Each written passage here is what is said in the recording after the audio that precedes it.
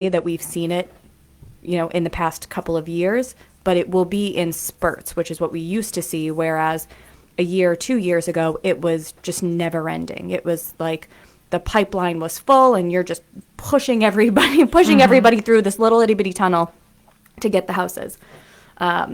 Those days have kind of gone to the wayside, and now buyers are being very strategic and very discerning with their funds. And that means that sellers, like you were saying, Sharon, now have to be more strategic than they were in the past. They were, throwing like spaghetti at a wall? Yeah, that's what I used to say. They would throw Jello. Jello. Did I say Jello? I think it was Jello. Spaghetti. It was the Italian. Maybe the spaghetti. Yeah, but just throwing spaghetti. But you do love Jello. I do love Jello. I really do. I'm gonna have to have Jello tonight because I ran out of pudding. But, oh my gosh.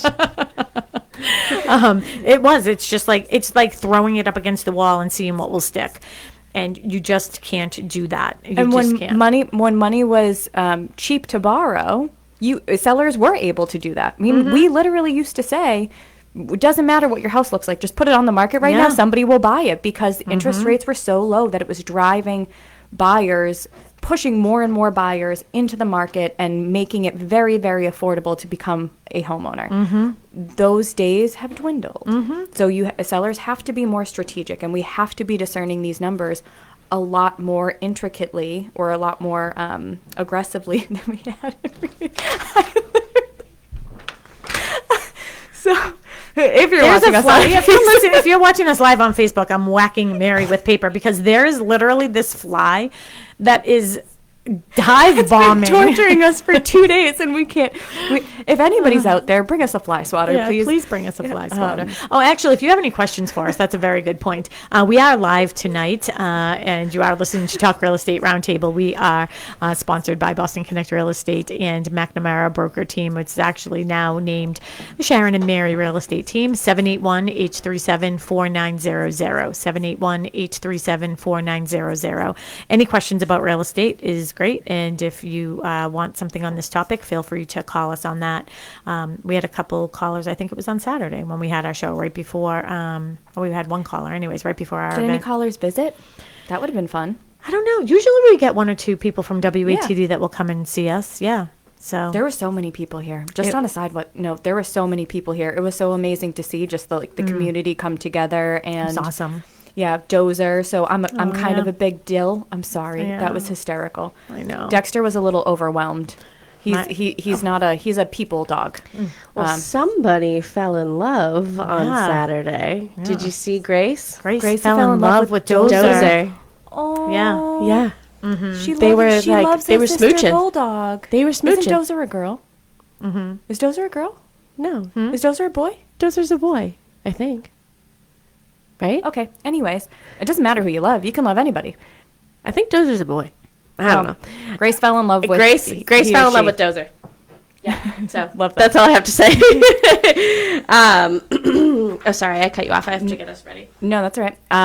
So going back to just talking about how it's just important to just be more cognizant of the numbers, and that's why. So I've said this before, and I can't remember if it was on a show.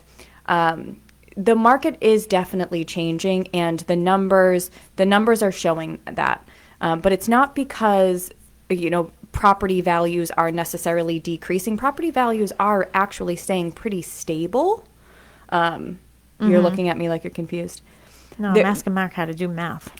They're actually staying pretty stable if you're pricing your property appropriately, right? So if you are taking all of the market statistics into consideration and making adjustments for what our current interest rates are kind of dictating for the future, from a buyer perspective, your property will sell. We are still seeing properties that are selling over asking, whether you're listing now, in December, in January, doesn't matter. If you price your property appropriately, now is more important than ever to do that, to get the most amount of buyers in and potentially get the best offers, right?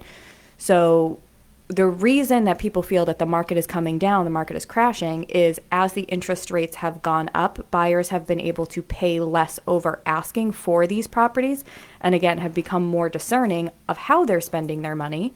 So they're looking and saying, well, I can't, back when, again, money was cheap, I could justify in my head paying $30 extra a month to go $50,000 over asking. Now that $30 a month has turned into $200 or $300 a month in some scenarios, and that's a lot harder of a pill to swallow for a buyer, right? Yep. So the amount over asking that buyers are willing and or can pay, and or the amount that they can just pay in general, has decreased based off of the interest rates, and that will have a direct effect on pricing for properties. So that's another timing of the year, comps that you're looking at, competitive situations, what the interest rates are doing. Those are all key factors when it comes to pricing your property appropriately and considering when to sell. Good job. Good job. Thanks, guys. Are you glad you have me here tonight? Of course, of course. I'm sweating. I'm in the know hot it is. seat. It is pretty warm in here. But what I just revert back to what I always say is, like, if it's the right time to sell, then sell. Like, you'll sell when it's the right time for you.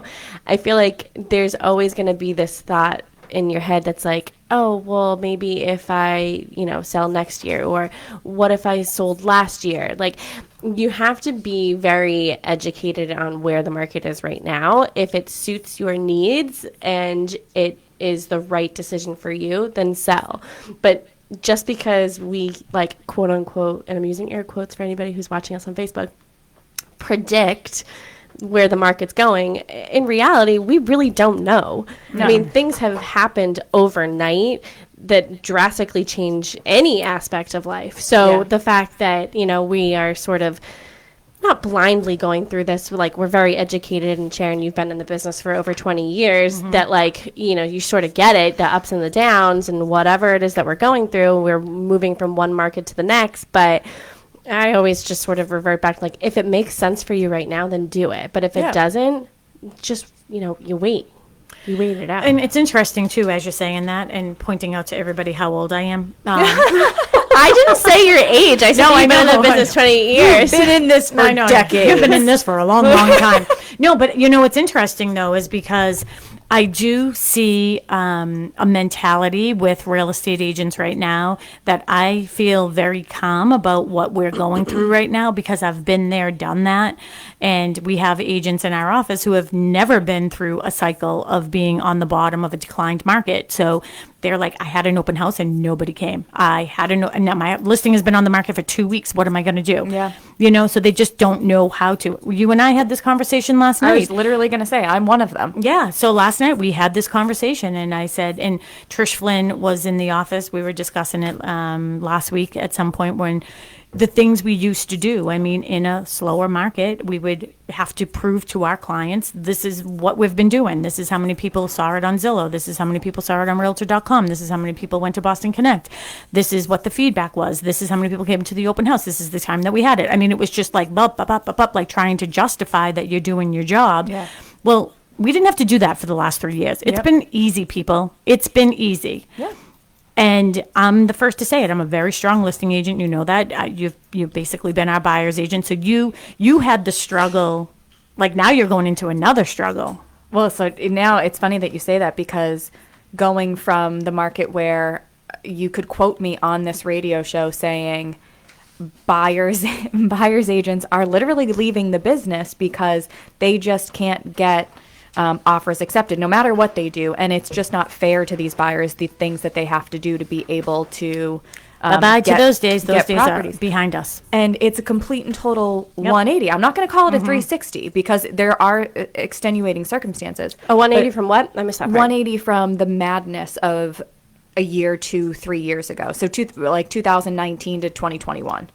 So we have left the past in the past.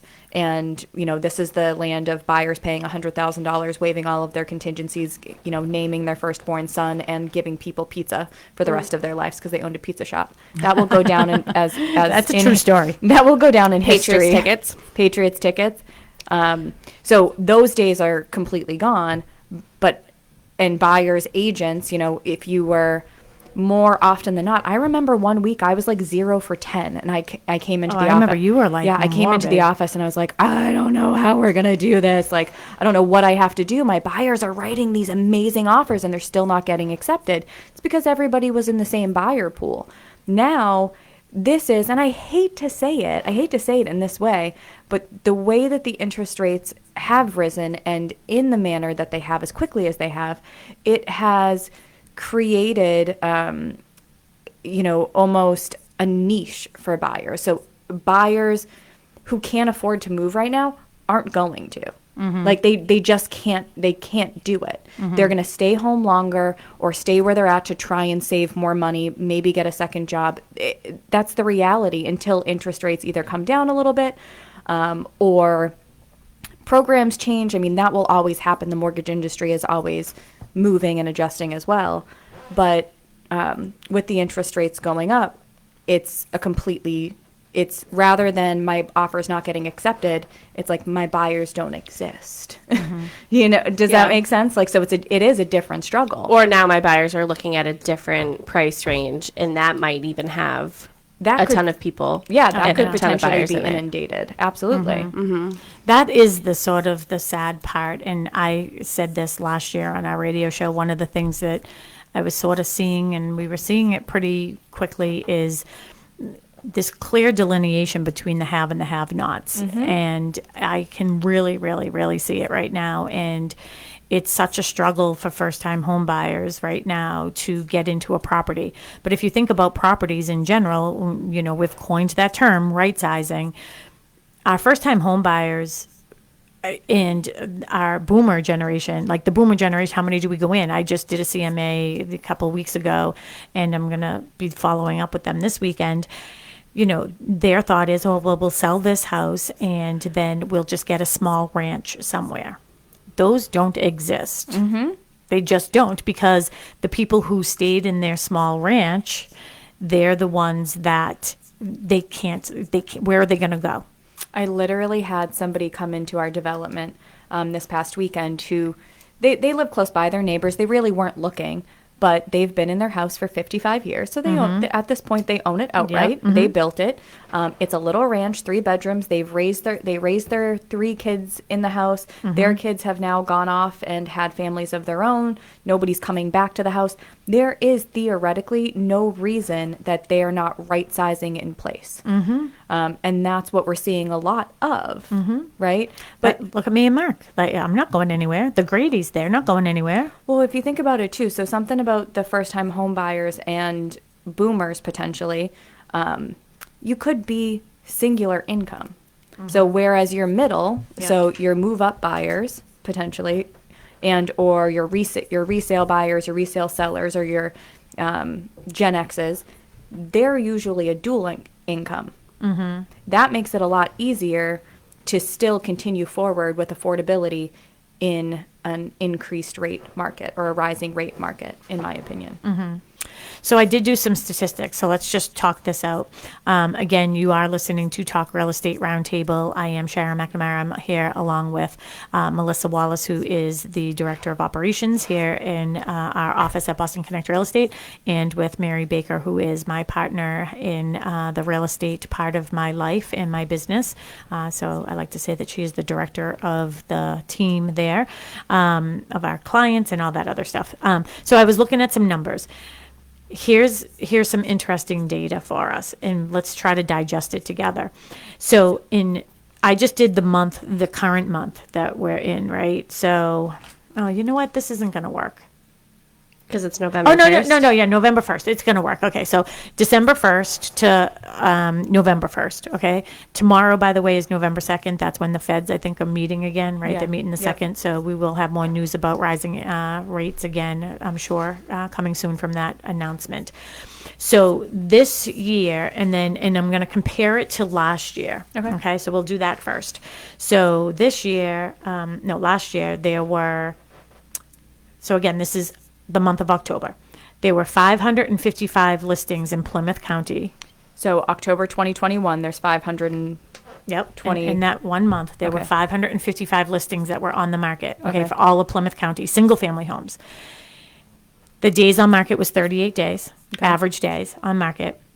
44 of those properties took price adjustments, okay. okay?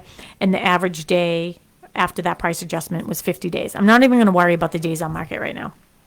Because it could be just one off that Yeah. makes that just go screw. It could be new It construction. could, or yeah, it could be anything like that. So I hate days on market. But that is, so with 555 listings that were on the market, 44 of them had a price adjustment. That's 8%. Okay. All right. So that was in October October of 2021. of 2021. So again, usually after, you know what I mean, we see things sort of slow down in the fall months and everything, right? Good perspective. This year, we have 507 listings. So a little bit less. Yes, and that's 48 less. Okay. So units. And the average days on market actually is 17. Interesting. Interesting that that's down. And Melissa made a good point because Melissa and I were reviewing the data upstairs. And you want to give your reason why? Because there's less inventory, so someone might be settling. Yeah. Yeah, so you might just be like Yeah. a one off, Yeah. like it's been on the Yeah. day for a minute. Or you Yeah. you got beat out so many times that you're just like, I'm gonna throw I have Jello. to. I'm Yeah. just going to take I'm it. gonna throw Yeah. Jello on the wall. Yeah. And then, okay, so of the 507, so this is this year, all of the month of October, 82. So 82. double with less inventory. Less we're inventory. we're doubling. It's, Oh, I'm Our not price. surprised. it's 16% of the listings have had taken a price break. So you're literally double from year to year, year over year. You're doubling the amount of price adjustments, which accounts for, where the market was back in the day, right? So we're back in the day buffet. We don't look at that anymore, and versus where we currently are. What? I thought you looked at me like, what does that mean? Back in the day buffet. I'm quoting a it's radio show. Yeah. Oh, okay. But what's interesting is like the 16%, that it's down right now. I did have a thought about that, but then I lost it. So that 16% that Overpriced. yeah, they're overpriced. And this actually proves, this is what I was going to say. This goes back to people were using the last 6 months of data, right? So were you going to go Yeah. there? Okay. So they were using what? So they were using April, May, June, July, August, and September, Yeah. right? To get October, numbers. April, May, June, July, August. No, wait, what did I say?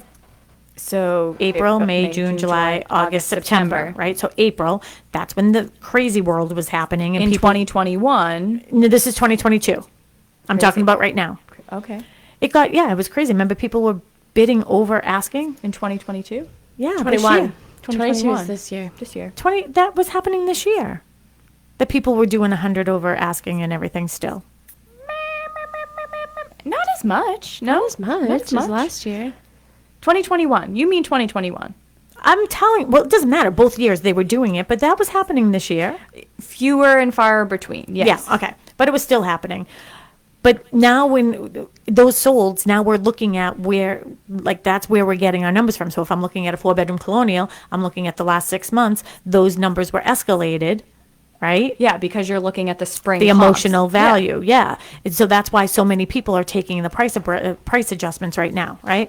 Yeah. So then I thought, all right, I want to go to April because this is what the radio show is tonight is, should I wait until the spring to put my house on the market and to sell? Oh, this has got me intrigued now. Yeah, Now I get right? where we're going. Okay, now you got Okay. it. Now you're picking up what I'm putting down. I like this. Now you're scooping what I'm pooping or something like that. Nope, not over here. Catching what I'm pitching? Moving on, ladies. Moving on. All right. So April, we're going to do the month of April in 2021. So April 1st to May 1st, 2021. There were 672 listings. Okay. Okay. Average day on market was 26. Again, we don't care. There were 42 of those listings had price adjustments. Okay. Okay. Similar to Yeah. October. Similar Okay. to October. That average was 6%. So it went down. Or so technically it was down. 6%. So in October it went up 2%. Yes. Okay. Okay. So you can see where it's Yep. going. It's good. Now people are still, now they're using those higher numbers. Yep. Right. So it went down. All right. So this year, April of 2022 to May 1st of 2022, number of listings, 550. We're 122 less inventory right now. Yikes. That's really good for sellers. That's really so that's where we started the conversation, right? That was really good for sellers. Oh, Yeah. so this is April. I Yep. mean, so that was really, really good for sellers. Yep. And we didn't have a lot of sellers that sort of played along. That's why we ended up with, I know it was this year too. We had those multiple offer situation. How can you not remember that? It was all a dream. Where were you? I don't know. I was Yeah. here. All right. Well, anyways, so now in 2022, did I say that? Oh yeah, 2022. And of those, so there was 550 that were on the market. 35 of those had a price adjustment in 2022 this year, In April. in April. So it didn't change year to year.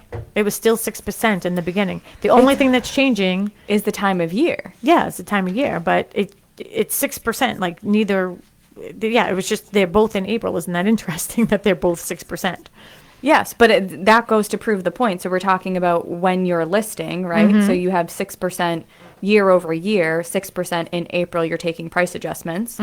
And then if you're in October, we're going between 8% and 16% from year over year. Yeah. So less people have to take price adjustments then, but their numbers are lower when they're starting. Yeah. Right? But that's the point. That's what our point is, right? Yeah. So now we're not looking at April, May, June, July, August, September numbers, which were higher. So you can come on the market for higher, maybe, and still be on the lower end of the range and be doing great, Yep. by the way. But if you wait until the spring, now you're going to be using the comps from October, November, December, January, February, and March to come on the market in April.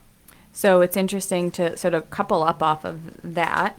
So that's showing essentially so the reason we're saying that the units price adjusted, or the percentage of price adjusted properties in April versus October is differing, is because in April you're using comps in your winter months, Yeah. and you're starting lower. Yeah. But in October you're using comps from the spring months and probably starting a little bit higher. And right now in 2022, we are down, like the number of listings, we're 48 less than from where we were last year. Which is a better It's position, even position better for a seller. position for sellers to be in right now. Yeah, so when you less come inventory. in April, you're going to have potentially 50 more properties to compete with. Exactly. I gotcha. I'm on it You're with you. picking up what I'm putting down. I see. am. So something that I did, and we talked about doing this earlier, was try to figure out average sale price for a particular style home, right? So Oh, yeah. being very Yeah. concise about it. So the style home, I did raised ranch, 3 bedrooms, 1.5 bathrooms, 2-car garage. Didn't put a square footage, did all of Plymouth County. So if we take comps from November through April, so this is somebody who's listing now in November, right? So they're looking back. Yep, they're looking back backwards. 6 months. Yep. So they were thinking what? So they were March, April, May, June, July, and August, So or November, September. What month were they listing? they're listing in November. No, they're November? listing. Sorry, they're listing in April. Oh, okay. So they're listing in April. You're looking at comps from 2021 to 2022. So we're listing spring of 2022 in theory. And so we have less properties on market. So statistically, we have less properties on market for a raised ranch. Again, this is very specific to a raised ranch. The average sale price for a raised 3-bedroom raised ranch, 1.5 baths with a 2-car garage in all of Plymouth County, when listing your property in April, was $557,000. Okay. Take that same raised ranch, and now I'm listing in November, so I'm looking backwards. I'm looking at October, September, August, July, June. So I'm listing today. Yep. That same property over a much more inventory. So listing in November, we have 22 comps. Listing in April, we only have 9 comps. Listing in November, the average sale price for that same raised ranch was $597,000. And what was the other one? $557,000. It's 40 grand right there. It's literally $40,000. 40 grand, people. Granted, right? You have more comparables when you're listing in November. So that's what kind of helps. It skews it a little bit because you have more variables, but you have limited inventory over here when listing in April. So that same raised ranch in April was selling for $557,000 in comparison to November selling for $597,000. I'm so impressed that you did that. Oh, I like it.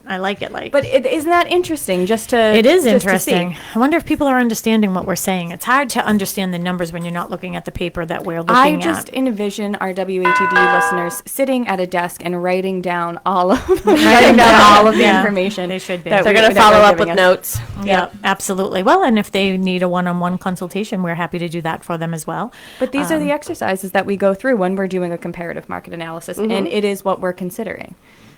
So that's important. I think it's interesting that you guys used April because we always say that spring market starts after the Super Bowl, which is the first weekend in February. Yeah, and that's what we do say to people, but what do other people think? Yeah. You know, when Spring they're is thinking April. about the spring market, they're thinking, oh, I want the flowers to Spring be pretty flowers. and all this other stuff. And I got to be honest, I don't think anyone cares. But truthfully, so So no one cares. So no, I think November Who 1. cares about your little Oh, tulips? you know, it's so you know, Green. green back here. No one cares. Could you imagine if you could go imagine through if you went somebody's house and just say Yeah, exactly no what one's you gonna were care about that. thinking? No, that could be a movie. Yeah, it's sort of like, wasn't The there a movie Watcher? like that? No, well, Mark and I watched every single episode of that the other day because he's I like, haven't just one watched it more, yet. just one more, just one more. So we You have watched to. all It's an 7 easy episodes. watch. No, but wasn't there a movie where the person didn't have a filter or something like that, and they could just if they thought the person was ugly or something like that, and they would just say it. Or That'd be a something. tough life. Was it? Don't lie or liar or something Oh, like that. It was liar. Liar. Was it that Was one? it liar? And it was With Jim Carrey? Yeah. I don't. That's what remember she's if thinking what- of, I liar, feel liar. I feel like I'm thinking of something else too, but I think we should do liar for let's call HGTV. Hey, we want to do liar with you. Just give us one episode. We will kill it because this place is like a damn sitcom. I will tell you that. But imagine if you could go through a house. Let's just pretend. And I'm walking through somebody's house. Yeah, so I'm going through your house as the eyes of a buyer. Buyers looking for what's wrong and not what's right. There's a lot wrong here. So Yeah, no. Of course, your we don't list. do that. But could you imagine if you did? Because no one has an ugly baby. We have to be sensitive to that. yeah. Yeah. It still would be funny.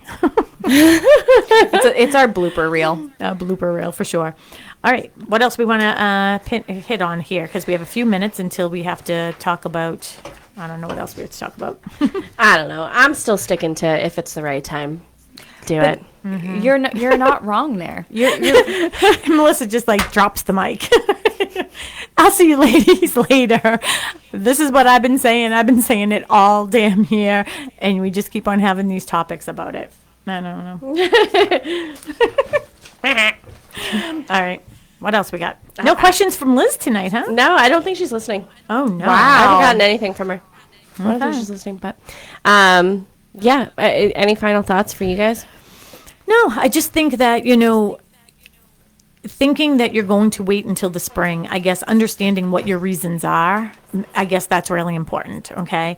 But if you are considering it, and there are people, I mean, right now we are in a situation, we have a new listing coming on the market that we're going to talk about in a couple minutes, and it's an estate sale, and, our client's mom passed away about a month ago, and, that's what's still going on. So for buyers, just so you know, things are still coming on the market, but there are people, because the question to me was, should we wait until the spring? And I said, absolutely not. I don't think that you should wait until the spring. I think you're going to have a group of buyers out right now that really want to be on the pond.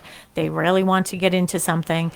And if you wait until the spring, our numbers are going to be lower. Yeah. 100%. They are going to be lower. Yep. And literally, this exercise just proved it. Yes. And if you want to get the most amount of money for your home, selling it now in the fall makes more sense than waiting to see what happens in the spring. And I think that the numbers are going to even go lower. I always give my predictions here. I think they're going to go lower because what's going to happen tomorrow, Yes. right? Yep. So what's going to end up happening is buyers are going to there's going to be a whole group of buyers who are now out of the game for sure. Right. Even though the percentage rate, what they're talking about, I mean, that was sort of the norm back in the day. I mean, I think mine was 8% when I bought my house in 92. So, but there's going to be a big group of buyers that are going to fall out because they're going to say, hey, I was able to afford 400. Now I can only afford 325. Right. Yeah. And they're just going to say, I'm not going to do that. So they're just going to be out. And then what's going to happen is you're going to be listed and you're going to be happy when you get the buyer that says, yes, I'm willing to buy your house. 100%. I think we should do, so as I'm listening, so we're talking about the interest rates a lot, but I think we should do a show on buy versus renting.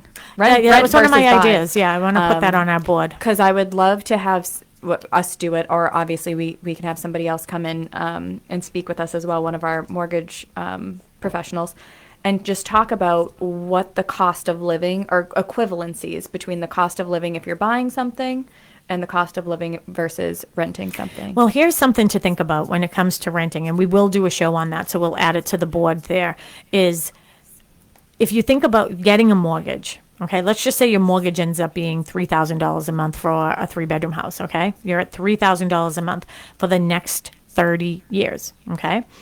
Or you could live in the South End, or you could get an apartment anywhere, and you could start. This happened in Braintree with my accountant's stepdaughter, right? Oh, yep. She had an apartment in Braintree. She had a 1-year lease, and they went up $500 this year. Wow. So they moved her out. They were like, that's ridiculous. That's such a huge increase. So you don't know where you're going to be. Yeah. And the cost of moving is not cheap. No, it's not. So now she's living with them in their place rather than going to get another apartment, because if you're signing a 1-year lease, you never know when that rent is going to go up. And renting isn't just one time. It's first, last, security, potentially a broker's fee if that's included, and that's potentially every time you have to move. So I can see that as being a huge con in renting. Yeah. But sorry that I just diverted us, but I just think that's really important to we will talk keep about on. That. I just want to take a couple of minutes. Do we have other listings for the agents that we have to discuss? Well, I know that Matt Mahoney has a new listing coming on, but it is not listed yet. And I know that you guys have something coming on as well, correct? Yes, we do. Yep. So 77 Furnace Lane in Pembroke. It is a 3-bedroom. It's called a colonial style house, but don't think about a 4-bedroom box style house. It's 3 bedrooms, actually. It is going to have a brand new septic system because it had a cesspool. So that means it's an automatic fail in Pembroke. It is direct waterfront. So it is right on the water. It is a beautiful setting. Mary, you were there the other day with the photographer. Loved it. Yeah, it looks really, really pretty. And we will be live on that tomorrow morning. So we're hoping by the afternoon that we'll be 100% on that. We'll have an open house this weekend, and I don't know if I'll do Saturday and Sunday or just Sunday. I'm still trying to work that out. But if you do want to have an appointment to see that, call us. 781-294-4848 is my cell phone number, 781-294-4848. The property is going on the market for $425,000. It's about 1,600 square feet of space. It is an estate sale. It does need, like, cosmetically, I mean, it's structurally sound, and, but it does need, some cosmetic updates. I'm sure that people are going to want to do the kitchen and bathrooms, and honestly, I already know what I would do. That whole back room would be my kitchen. Anything else, Mel? That is it. If you want to listen to any of our past shows, talkrealestateroundtable.com. You can go to your podcast app, search for Talk Real Estate Roundtable, or go to bostonconnect.com and find all of our contact information. Awesome. Thanks, Bye, ladies. George. Thank you, George. ladies. We'll see you on Saturday as well. So Saturday, we don't know what we're going to be talking about yet, but we'll be here Saturday from 10 to 11 a.m. We hope you can join us. Have a great night, everybody.